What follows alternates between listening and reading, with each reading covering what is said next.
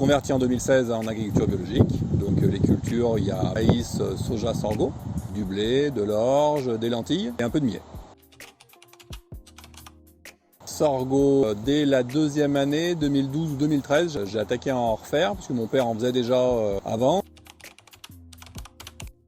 Par rapport aux cultures de printemps style soja et maïs, alors en irrigué, ça permet d'économiser des tours d'eau. Et en terrain ni très bon ni très mauvais, on arrive sans irrigation à faire des résultats corrects où maïs et soja ne suivent pas en termes de rendement sur l'exploitation.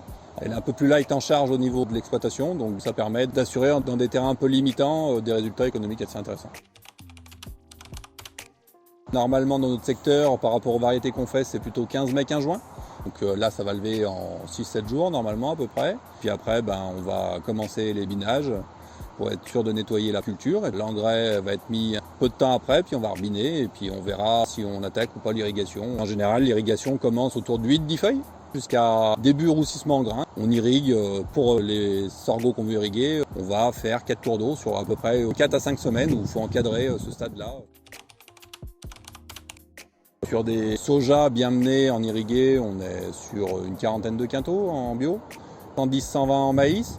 Et puis sur des sorgho bien menés à irriguer avec tout ce qu'il faut en termes d'engrais, on est plutôt dans la fourchette 85-95.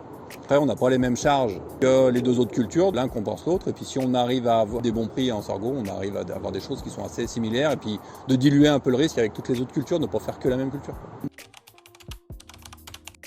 Moi, j'ai toujours fait que du sorgho roux.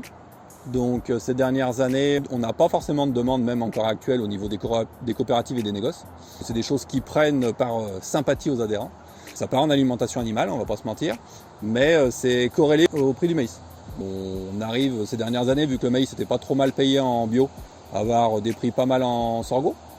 Vu qu'on a en général moins de frais de séchage, ça reste aussi intéressant.